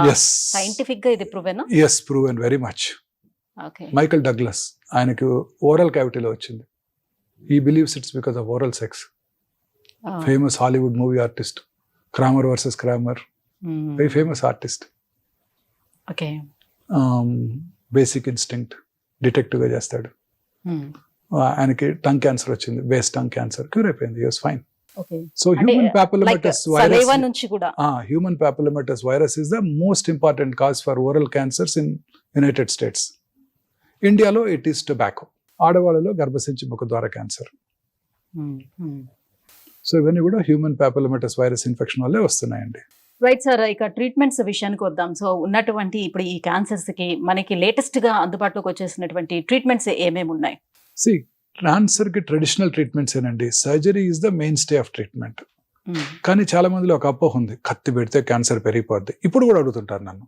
ఇంత మన అవగాహన కార్యక్రమాలు గత 30 ఏళ్ళుగా నేను చేస్తున్నప్పటికీ, నేనే కాదు ఇప్పుడు కొన్ని 100 మంది క్యాన్సర్ సర్జన్స్, స్పెషలిస్టులు అనేక రకాల యూట్యూబ్ ప్రోగ్రామ్స్ చేస్తున్నప్పటికీ, మన న్యూస్ పేపర్స్, టీవీ ఛానల్స్ అనేక రకాలు మీరు ఎంతో కష్టపడి ఈ ప్రోగ్రామ్స్ చేస్తున్నప్పటికీ కూడా చాలా మంది ఈ రోజు కూడా అడుగుతారు, బయాప్సీ చేయాలి అనగానే ఏంటి బయాప్సీ చేస్తారా, నీడిల్ పెట్టి గుచ్చుతారా, తేనె తుట్టుని కదిలిస్తే ఎలా పెరిగి పాకిపోతుందో అలా క్యాన్సర్ పాకిపోతుందంట కదా అని అడుగుతుంటారు. చదువుకున్న వాళ్ళే. కత్తి పెట్టి క్యాన్సర్ని కోస్తారా, కత్తి పెడితే క్యాన్సర్ పెరిగిపోతుందనే కదా అందరు చెప్పుకుంటా ఉంటారు అని అడుగుతుంటారు. దిస్ ఈస్ పూర్తిగా అపోహ మాత్రమే. అంటే వాళ్ళకున్న బిలీవ్ ఏంటంటే ఒక పుండుని చిట్లించితే ఎట్లా అయితే అది అలా స్ప్రెడ్ అయిపోతుందో అలా అయిపోతుందని అనుకుంటున్నారు. Misconception, myth. క్యాన్సర్ కి ట్రీట్మెంట్ ఒక సర్జరీ అనండి. బ్రెయిన్ లో ట్యూమర్ అయినా, కాలు చిటికెన్ వేల్లో వచ్చే మెలనోమా అయినా, ఎక్కడొచ్చినా బ్లడ్ క్యాన్సర్ తప్ప క్యాన్సర్ని సర్జరీ చేయటం ద్వారానే క్యూర్ చేయవచ్చు. ఇంకే ఏ ఇతర చికిత్స కూడా క్యూర్ చేయలేదు. బ్లడ్ని కట్ చేయలేం కదండి, బాడీ అంతా ఉంటుంది. వాటిని కీమోథెరపీ, టార్గెటెడ్ థెరపీ, ఇమ్యూనోథెరపీ ద్వారా బ్లడ్ క్యాన్సర్స్ని క్యూర్ చేయవచ్చు. మిగతా ఏ క్యాన్సర్ అయినా అర్లీగా కనుక్కుంటే శస్త్రచికిత్స, సర్జరీ ద్వారానే క్యూర్ చేయగలుగుతాం. కానీ ఎవరు కూడా అర్లీ స్టేజ్లో రారు. అర్లీ స్టేజ్లో పెద్దగా సిమ్టమ్స్ కలిగించవు, సైలెంట్ కిల్లర్, పెరిగిపోతూ ఉంటాయి, పెరిగినాకే వస్తారు. కాబట్టి సర్జరీ చేసే స్టేజ్ దాటిపోయినప్పుడు ముందుగా కీమోథెరపీ లేక రేడియోథెరపీ లేదా 2 కలిపి ఇచ్చి డౌన్ సైజ్ చేసి ఆ తర్వాత సర్జరీ చేసే స్టేజ్కి వస్తే సర్జరీ చేస్తుంటాం. ఇది cancer treatment. So main treatment surgery, chemotherapy, radiotherapy. ఇప్పుడు కొత్తగా టార్గెటెడ్ థెరపీలు, ఇమ్యూనోథెరపీలు అనేకమైన వస్తున్నాయి, జీన్ థెరపీలు. టార్గెటెడ్ థెరపీ అంటే కొన్ని రకాల మందులు క్యాన్సర్ సెల్నే టార్గెట్ చేస్తూ శరీరంలో ఉన్న ఇతర కణజాలానికి ఎటువంటి హాని కలిగించినటువంటివి టార్గెట్ థెరపీస్. ఇక ఇమ్యూనోథెరపీ అనేది ఒక వెరీ ఇంట్రెస్టింగ్ కాన్సెప్ట్. ఫ్యూచర్లో ఇవే ఉండబోతున్నాయి. కాకపోతే ఇప్పుడు పేటెంట్ లాస్ వల్ల మన భారతదేశంలో అవి అందుబాటులో లేకపోవడంతో చాలా ఎక్స్పెన్సివ్గా ఉంటున్నాయి, prohibitively expensive, beyond the reach of a rich man also.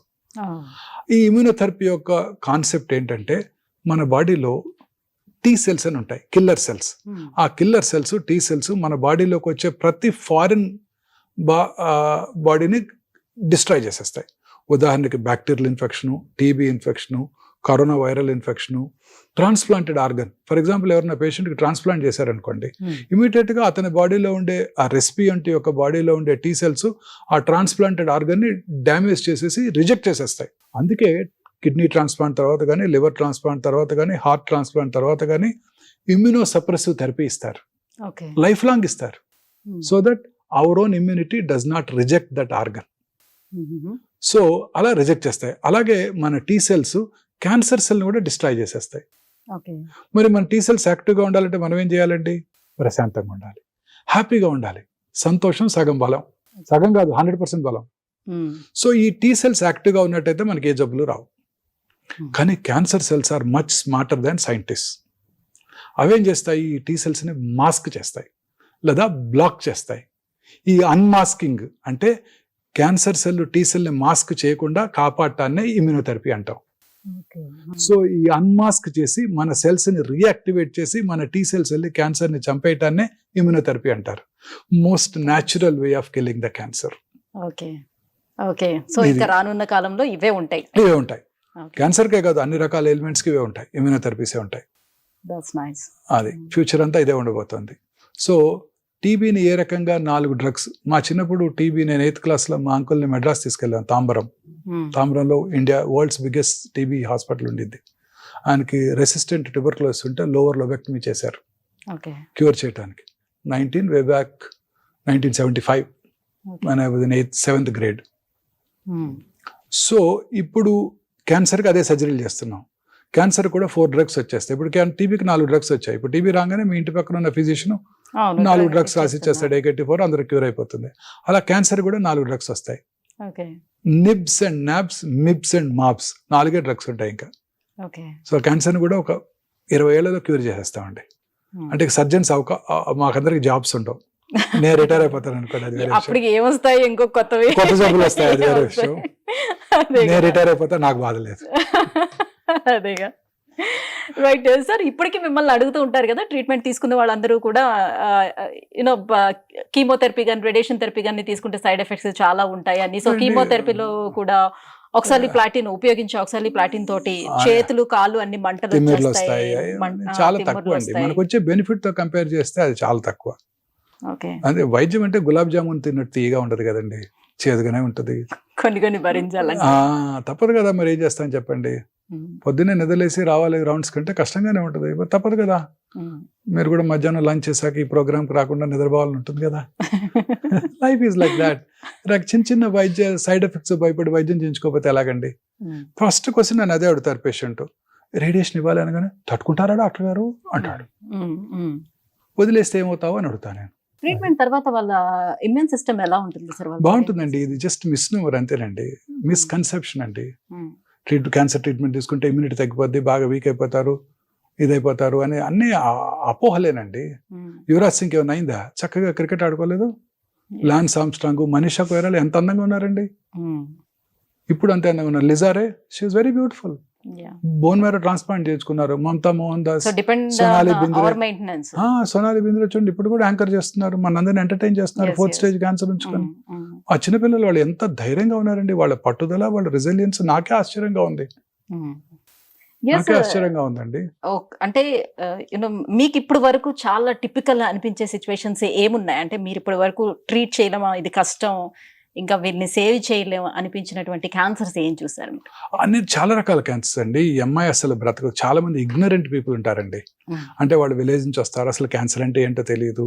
భర్త తీసుకొస్తే తీసుకుంటారు, ట్రీట్మెంట్ తీసుకుంటారు, ఇంటికి పోతారు, హ్యాపీగా ఉంటారు, వాళ్ళకి ఏ జబ్బు తిరిగి రాదు.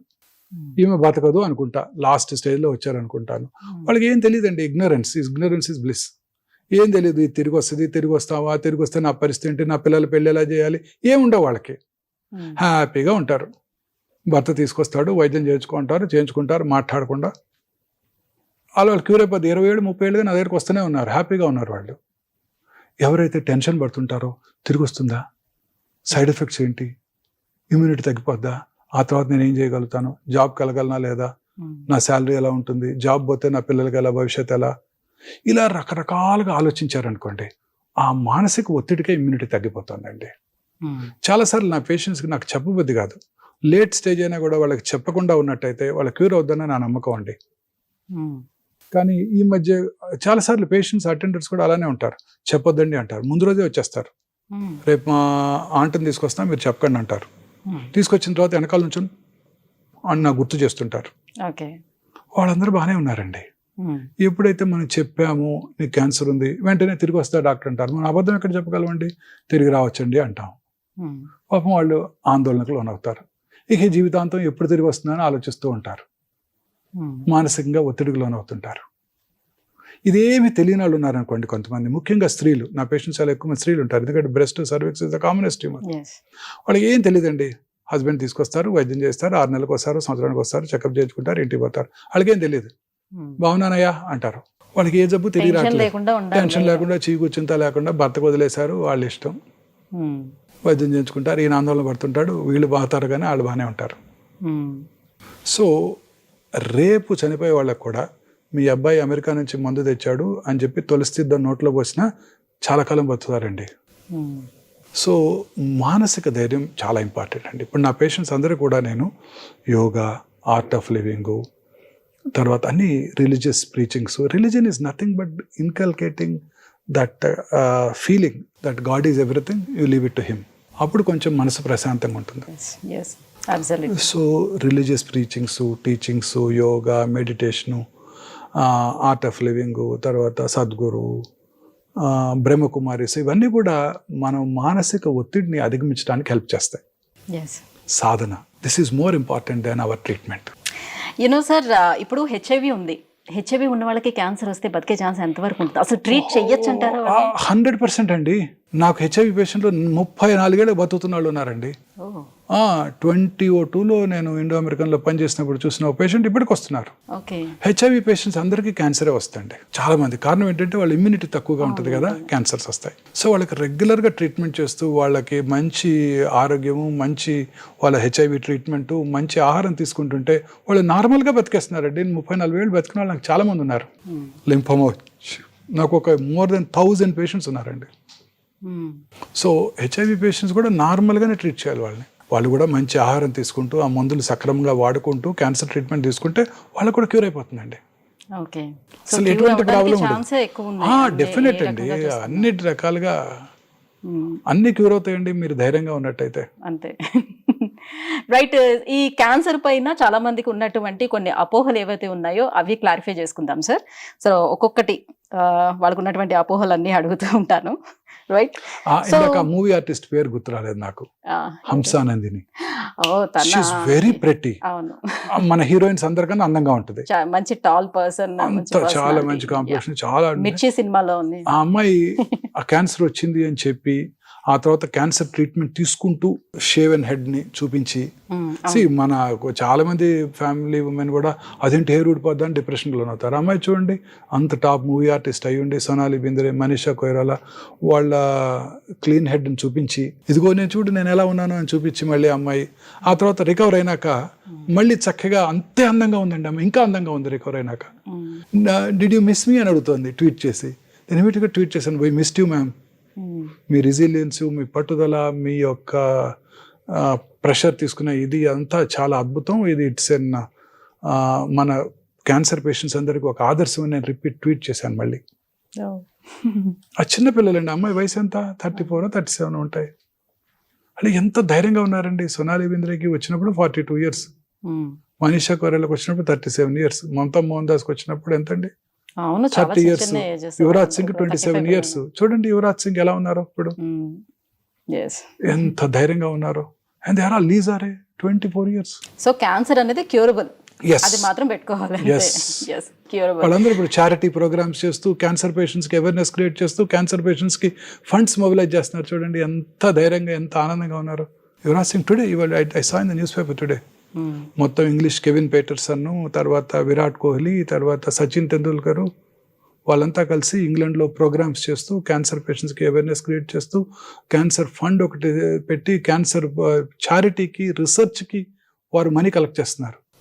ఈ లిజారే తను రాసిన పుస్తకాల మీద, తను చేసిన ఫ్యాషన్ షోల మీద వచ్చిన మనీ అంతా కూడా డొనేట్ చేసేసారు చారిటీకి, మల్టిపుల్ మైలోమా రీసెర్చ్. ఎస్, ఎందుకంటే వాళ్ళు అది ఫేస్ చేశారు కాబట్టి, చాలా మంది ఫేస్ చేశారండి, ఇండస్ట్రీ చేశారు కాబట్టి వాళ్ళకి తెలుస్తుంది చాలా మంది దీని ఫేస్ నుంచి ఎలా చేశారు. ఎవరైనా బయటపడాలి, ఏం చేయాలి, ఎవరికి మనం హెల్ప్ చేస్తే దాని పెయిన్ ఎలా ఉంటుంది. చాలా మంది పొలిటీషియన్స్, ఇండస్ట్రియలిస్ట్ కూడా ఫేస్ చేశారు. వాళ్ళు ఎవరు ఇలా చేయలేదే, ఈ పిల్లలే ఇలా చేస్తున్నారు. నేను అనుకున్నాను మూవీ ఇండస్ట్రీలో వాళ్ళందరికీ ఇంత ఇంటెలిజెన్స్, ఇంత ఓర్పు, ఇంత రిజల్ట్స్ ఉంటుందని ఎప్పుడు అనుకోవాలి. ఏదో చక్కగా యాక్ట్ చేస్తారు, వెళ్ళిపోతారు, డబ్బులు తీసుకుని అనుకున్నాను తప్ప వాళ్ళలో ఇంత మెచ్యూరిటీ ఉంటుంది. వాళ్ళే అందరికన్నా ఇంత బాగా సబ్జెక్ట్ని గ్రాస్ప్ చేసి ప్రజలకు సహాయం చేస్తున్నారు. ఎంత ధైర్యం ఉండాలండి ఆ అమ్మాయికి, సోనాలి బింద్రేకి చివరి స్టేజ్ క్యాన్సర్లో ఉండి షోలో కూర్చొని మన ఎంటర్టైన్ చేయడానికి. That is spirit. వయసు ఎంత అండి? నాకు 60 years వచ్చినాయి. నాకే చాలాసార్లు ఆందోళనకు లోనవుతుంటాను. అమ్మాయి చూడండి, లైఫ్ 4th stage అయినా కూడా ఎంత ధైర్యంగా మనిషి ఒకరు ఎన్ని షోస్ చేస్తున్నారు, ఫ్యాషన్ షోస్లో పార్టిసిపేట్ చేస్తున్నది. యా, సో చాలా మంది ఉన్నారు అలా చెప్పుకోవడానికి. మనం చెప్పుకున్నా పోతూ ఉంటుంటే చాలా మంది కనిపిస్తూ ఉంటారు. సో బేసిక్గా ఏంటంటే క్యాన్సర్ అనేటప్పటికల్లా నేను చచ్చిపోతానేమో అనే ఫీలింగ్ చాలా మందిలో ఉంటుంది. బట్ క్యాన్సర్ అనేది క్యూరబుల్. సో ఎలాంటి క్యాన్సర్ అయినా క్యూర్ చేసే అలాంటి ఎక్విప్మెంట్స్ కానివ్వండి, ఆధునిక చికిత్సా పద్ధతులు కానివ్వండి ఇప్పుడు మనకు అందుబాటులోకి వచ్చేసాయి కాబట్టి ఎవరు టెన్షన్ పడాల్సిన అవసరం అయితే ఫస్ట్ రైట్. సో ఇప్పుడు అందరికీ ఉన్నటువంటి కొన్ని అపోహలు ఏవైతే ఉన్నాయో అవి అడుగుతాను సార్. సో క్యాన్సర్ అనేది అంటువ్యాధ. సో ఎస్, మరి హెచ్పివి వైరస్ ఉంది. సో అది ఒకరి నుంచి మరొకరికి సెక్షువల్ కాంటాక్ట్ ద్వారా వస్తుంది. But HPV virus is viral infection. దాన్ని ప్రివెంట్ చేసుకోగలిగితే you can prevent it. Cancer తల్లి నుంచి పిల్లలకి రావటం అంటే చాలా మంది అడుగుతుంటారు, ఇంట్లో చిన్నపిల్లలు ఉన్నారు, క్యాన్సర్ వస్తుందా? మా నాన్నగారికి క్యాన్సర్ వచ్చింది, ఓరల్ క్యాన్సర్ వచ్చింది, వాళ్ళ మనవాడిని ముద్దు పెట్టుకుంటే క్యాన్సర్ వస్తుందా? ఆయన వాడిన టవల్స్ వాడితే వీరికి వస్తుందా? ఆయన పక్కన వీరు పడుకుంటే వస్తుందా? తల్లి గారికి ఉంది, తల్లి ఫీడ్ చేస్తే క్యాన్సర్ వస్తుందా? ఇవన్నీ కాదు, అవన్నీ రావు. అంటువ్యాధి కాదు, వంశపారంపర్యం కాదు. వేళ్ల మీద లెక్క పెట్టదగిన 6 cancers, breast, thyroid, pancreas, prostate, colon, ovary, ఇవి కనుక ఫ్యామిలీ మెంబర్స్లో ఉంటే వాళ్ళ నియరెస్ట్ రిలేటివ్స్, 1st degree రిలేటివ్స్కి క్యాన్సర్ వచ్చే అవకాశం సాధారణ ప్రజానీకం కన్నా కొంచెం ఎక్కువ. అంతే తప్ప వాళ్ళకి వస్తుందని కాదు. Okay, that's fine. So cancer వచ్చిందని అంటే జీవితాంతం వాళ్ళు జీవించలేరు. సో నా క్యాన్సర్ కొంతవరకు మాత్రమే నా లైఫ్ స్పాన్ ఉంటుంది ఇంకా అని, అది పూర్తిగా అపోహ మాత్రమే. ఇప్పుడే చూసాం చరిత్రలో ఎన్నో ఎగ్జాంపుల్స్, క్యాన్సర్ వచ్చి క్యూర్ అయ్యి ఎన్ని గొప్ప పనులు చేశారో వాళ్ళంతా కూడా.